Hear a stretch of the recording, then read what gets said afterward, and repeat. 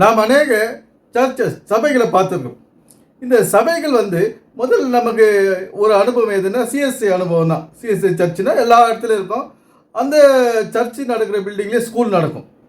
அதுக்கப்புறம் கொஞ்ச நாள் கழித்து ஒரு 100 வருடத்துக்கு முன்னால் டிபிஎம் பெந்தகோஸ்தே சபை ஆங்காங்கே ஒரு திருவள்ளூர்னா அங்கே ஒரு சென்டரு, அப்படின்னா அங்கே ஒரு சென்டர், அம்பத்தூர்னா அங்கே ஒரு சென்டரு, இப்படி ஒரு சென்டராக அவங்க அங்கங்கே சர்ச்சில் கட்டினாங்க. நமக்கு தெரிஞ்சது சிஎஸ்ஐ டிபிஎம்மு. அதுக்கப்புறம் என்னாச்சுன்னா பல பேர் நாங்கள் தான் பாஸ்டர்னு சொல்லிட்டு அவங்கவுங்க இடத்துல அவங்கவுங்க காசை போட்டு முதல் வச்சு ஆரம்பித்து அங்கே மக்களை கூட்டி அவங்கக்கிட்ட காணிக்க வாங்கி அந்த சபைகளை பெருசு பண்ணாங்க. அதுக்கப்புறம் பல சபைகள் இப்போது ஆயிரக்கணக்கான சபைகள் சர்ச்சஸ் இந்த நம்ம கேள்விப்பட்டுன்னு இருக்கோம்.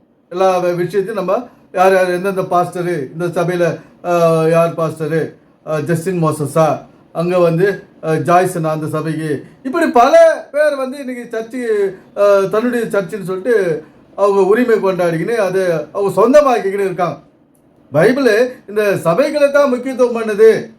இந்த கட்டிட சபையில் கட்ட சொல்லுது, அங்கே நம்மளை ஒன்று கூடி கடவுளை ஆராதிக்க சொல்லுதுன்னு சொல்லிட்டு இந்த இவங்கெல்லாம் என்ன செய்யுது, தனித்தனி சபைகளை கட்டிக்கின்னு இன்றைக்கி பாட்டு பாடிக்கின்னு ஜெபம் பண்ணின்னு அவங்க பைபிளை பற்றி விளக்கிக்கின்னு இருக்காங்க.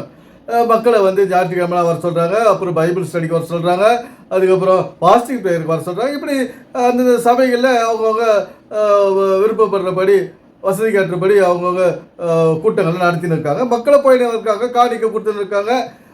இப்படி ஒரு நடந்துங்க இந்த உலகத்தில். அப்போது பைபிள் எதை சபை என்னது அப்படின்னு இவங்களுக்கு தெரியாது. இந்த கட்டிட சபையில் தான் பைபிள் சபை என்னது, அங்கே கூடி வருகிறவர்கள் தான் சபைன்னு சொல்லுது அப்படின்னு இவங்க நினச்சிக்கின்னு ஊருக்கு ஒரு சபையை சர்ச்சை கட்டின்னு ஒரு ஊரில் 4 சர்ச்சு 4 பாஸ்டர் இப்படிலாம் போய்கிட்டு இந்த காலத்தில். இங்கே சபைன்றது என்ன அப்படின்னு பைபிள் சொல்கிறது எதுன்னு நம்ம அலசி ஆராய்வோம். அதை ஆர் ஸ்டான்லி என்ன சொல்கிறார் நம்ம கேட்போம். A tenfold solution. ஒவ்வொரு சொல்யூஷனும் ஒவ்வொரு தீர்வும் திருச்சபை என்றால் என்ன என்று விளங்கிக் கொள்வதாலேயே உருவாகுவது. நல்லாக கவனியுங்கள். Each solution, each of the 10 solutions that I am going to present before you will be because or from what we understand by what the church is. திருச்சபை என்ன என்று நாம் புரிந்து கொள்கிற அந்த பின்னணியில் தான் நமக்கு அந்த தீர்வு இருக்கிறது. நன்றாக கவனித்துக் கொள்ளும். திருச்சபை என்றால் என்ன என்ற ஒரு தெளிவு நமக்கு கிடைக்குமானால் இந்த பிரச்சனைகளுக்கு தீர்வும் அதற்குள்ளே தான் இருக்கிறது. The solution to all the problems in the churches is tucked inside our understanding of what the church is. நன்றாக புரிந்து கொள்ளுங்கள். இந்த கிறிஸ்தவத்தில் அநேக குழப்பங்களோ பிரச்சனைகளோ ஒரு தீர்வு இல்லாத ஒரு விஷயங்களோ அநேக இருக்குது.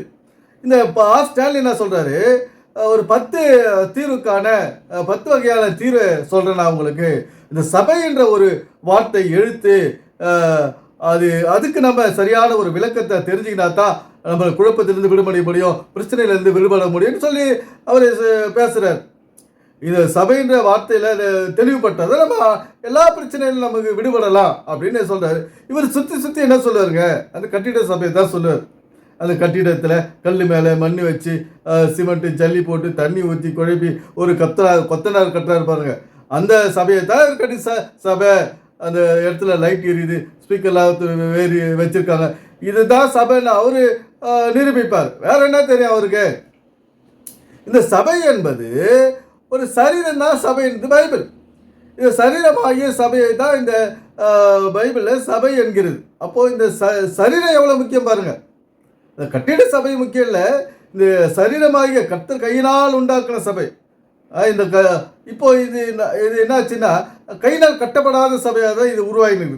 யாராவது நம்முடைய கண்ணை உருவாக்குனாங்களா, கையை வச்சு காதை உருவாக்குனாங்களா, நம்முடைய தலை உடலை உருவாக்குனாங்களா யாராவது? அது தானாக உருவாகுது அம்மாவுடைய கர்ப்பப்பையில். ஏன்னா இதுதான் கையினால் கட்டப்படாத சபை. அப்போது இந்த உலகத்தில் எது பிரச்சனைன்னா இந்த சபைன்ற வார்த்தைக்கு அர்த்தம் தெரியாத இன்னைக்கு கட்டிட சபையில் போய் உட்காந்துன்னு காலத்தின் நேரத்தை வீணடிச்சுக்கின்னு வீட்டு வேலைகளை செய்யாத நம்முடைய வேலைகளை கெடுத்துக்கின்னு நம்முடைய எதிர்காலத்தை நம்முடைய பிள்ளைகளுடைய ஆரோக்கியத்தை கெடுத்துங்கிறது வேலை தான் இங்கே நடக்குது. அப்போ இந்த கட்டிட சபைகள் இல்லைன்னா என்னவா, ஒரு நல்ல வாழ்க்கை வாழலாம், நமக்கான ஒரு வாழ்க்கை வாழலாம். நம்முடைய உழைக்கும் உடம்பு 6 நாள் உழைக்கும் உடம்புக்கு ஓய்வு கொடுத்து அது நல்ல ஒரு கண்டிஷனில் இருக்கும். ஆனால் இந்த கிறிஸ்தவர்கள் என்ன செய்துட்டாங்க, இந்த பைபிளில் இந்த கட்டிட சபை தான் குறித்து சொல்லுது, அந்த சபை கூடி வரதில் விட்டுவிடாதீர்கள் அப்படின்னு பைபிள் சொல்லுதுன்னு வச்சுன்னு இன்னைக்கு ரொம்ப ஆர்வமாக அந்த வேலையை செய்கிறாங்க. ஓடி ஞாயிற்றுக்கிழமைன்னா அப்படியே ஒரு பவுஞ்சாக கிளம்புறாங்க, குடும்பமாக போய் உட்காந்துக்கின்னு அப்புறம் வரும்போது எப்படி வருவாங்க, சோர்ந்து வந்து பசியில் சாப்பிடாத வந்து அர்ஜென்ட்டாக செய்து தன்னுடைய சரீரத்தை கெடுத்துக்கிறாங்க. அப்போ பைபிள் சொல்லும் சபை எது, இந்த சரீரம் தான் சபை. அப்போ இந்த கட்டிட சபையை வச்சு இந்த நடமாடும் சபை, கையினால் கட்டப்படாத சபை, கர்த்தர் உருவாக்கின இந்த சபையை எவ்வளோ கெடுத்துக்கிறாங்க பாருங்க. இந்த பிரச்சனையே எதனால வருதுன்னா இந்த கட்டிட சபைகளால தான் வருது. இந்த சபை என்ற வார்த்தைக்கு அர்த்தம் தெரியாததுனால தான் இன்னைக்கு நம்முடைய சமுதாயமே இன்னைக்கு சீரழிந்து கொண்டிருக்கிறது. நண்பர்களே, இந்த பைபிளானது ஒரு வாழ்வியல் புத்தகம். இந்த வேதமானது நம்முடைய சரீரத்தை எப்படி பாதுகாத்து கொள்ள வேண்டும், இந்த உழைக்கும் உடம்ப 6 நாள் உழைக்குது, வெயிலில் மழையில் படியில் ஓடி தூக்கம் இல்லாத உழைக்குது, அந்த உடலுக்கு ஓய்வு கொடுக்குறது இந்த ஓய்வு நாளில். அது புரியாது இவங்க. கட்டிட சபையை தான் சொல்லுது இந்த பைபிள் அப்படின்னு ஓடி பாஸ்டர்கிட்ட முன்னால் உட்காந்துங்கன்னா நம்ம ஞாயிற்றுக்கிழமை வீட்டில் உட்காந்து இருக்கக்கூடாது, அது பெரிய பாவம் குற்ற செயல்னு சொல்லிட்டு இன்னைக்கு ரொம்ப வேகமாக ஓடி சின்சியராக உட்காந்துக்கிறாங்க அங்கே. ஆனால் அதுக்கப்புறம் நடக்கிற விஷயம் பாருங்க, எல்லாத்துலேயும் தோல்வி, வாழ்க்கையில் முன்னேற்றம் இல்லை, பிள்ளைகள் படிக்கிறது கிடையாது, பிள்ளைகளுடைய ஆரோக்கியத்தில் 0வா இருக்குது. இந்த விஷயம் தான் நடந்துங்குது. எதை வச்சு இந்த கட்டிட சபைகளால் நம்முடைய சரீரமாகிய சபை இங்கே நாசமாகி கொண்டிருக்கிறது. நண்பர்களே, இந்த வேதமானது நம்முடைய சரீரத்தை எப்படி பார்த்து கொள்ள வேண்டும், எப்படி பாதுகாத்து கொள்ள வேண்டும் என்றதை தான் சொல்லிக்குது. அதனால நாம் நம்முடைய சரீரத்தை பார்த்து கொள்வதே, பதப்படுத்துவதே, பாதுகாத்து கொள்வதும், அந்த சரீரத்தை எப்படி பயன்படுத்தணும், எப்படி சரீரத்தை நம்மளை பராமரிக்கணும், பராமரித்தா தான் அது உழைக்கும். பராமரிப்பு இல்லைன்னா சரீரத்துக்கு அது அவ்வளோதான், எல்லா உறுப்புகளும் செயலிழந்து போயிடும். இந்த சரீரத்துக்கு தேவையான பராமரிப்பு இல்லைன்னா சரீர உறுப்புகள் செயலிழந்து போயிடும்.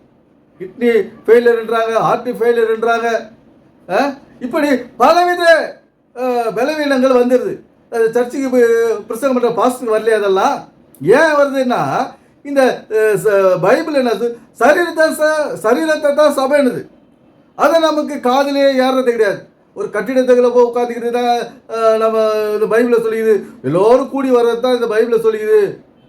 இங்கே தனித்தனியாக உட்காந்து உங்கள் குடும்பமாக உங்கள் வீட்டில் உட்காந்து உங்களை ஆரோக்கியத்தை காத்துக்கொள்ளுங்கள் அப்படின்னு ஒரு நல்ல விஷயம் உங்கள் மைண்டுக்கு வர்றது கிடையாது. இதெல்லாம் தெரிஞ்சா இந்த ஆர் ஸ்டான்லி இங்கே மணிக்கணக்கில் பிரசங்கம் பண்ண போகிறாரு, தீர்வை சொல்கிறாராம். இவர் தீர்வு சொல்லிட்டாருன்னா இனிமேல் பிரச்சனையே வராது, வியாதி வராது, வறுமை வராது, உலகத்தில் ரொம்ப செழிப்பான ஒரு நிலைமையில் தான் இன்றைக்கி இருக்கும். இந்த ஆர் ஸ்டான்லி போன்றவர்கள் சொல்லிட்டாருன்னா இங்கே வேதத்துலேருந்து ஒரு வேலைக்காவாத விளக்கத்தை தான் இந்த இவங்கெல்லாம் சொல்கிறது. மணிக்கணக்கில் ஊராக போய் மணிக்கணக்கில் எல்லா சர்ச்சுக்கும் போய் பேசுறது, இப்படி நான் ஒரு பயனில்லாத விஷயத்தை தான் இவங்க பல மணி நேரம் பேசுகிறாங்க பாருங்க. மனிதனுக்கு தேவையானது என்ன, ஆரோக்கியம், அப்புறம் ஒரு நல்ல ஒழுக்கம், அப்புறம் நல்ல கல்வி, இதுதான் நம்ம பிரயாசம் பண்ணோம். இந்த 6 நாட்கள் நம்ம போய் உழைக்கிறோம், பள்ளிக்கு போகிறோம், வேலைக்கு போகிறாங்க. 7வது நாள் வீட்டில் உட்காந்து அந்த பாடங்களை நல்லா நிதானமாக படி, புரிஞ்சிக்கோ, உன்னோட சரீரத்தை உழைக்க உடலை, நீ சரீரத்தை காத்துக்கோ. நம்ம சிந்திக்கிறதுக்கு நேரம் கொடுக்கறது கிடையாது. இவங்க ஸ்கூலில் போகிறோம், வர படிக்கிற, இன்னைக்கு ஒரு நாள் லீவுன்னா இவங்க பிடிச்சி சரீரமானது செயல்பட விடாத பண்ணிடுறாங்க. இவங்க சரீரத்தையும் சிந்தனையும் செயல்படாத வச்சுக்கிறது தான் இவங்களுடைய ஒரே வேலையாக இருக்குது. அதனால் நஷ்டப்பட போகிறது யாரு, நாம தான். அதனால் நாம் நம்முடைய வாழ்க்கையை வாழ வேண்டும் என்று எதிர்பார்க்கிறது இந்த வேதமும் இந்த இயேசு கிறிஸ்துவும். எனவே சிந்திப்போம், செயல்படுவோம். நன்றி, வணக்கம் நண்பர்களே.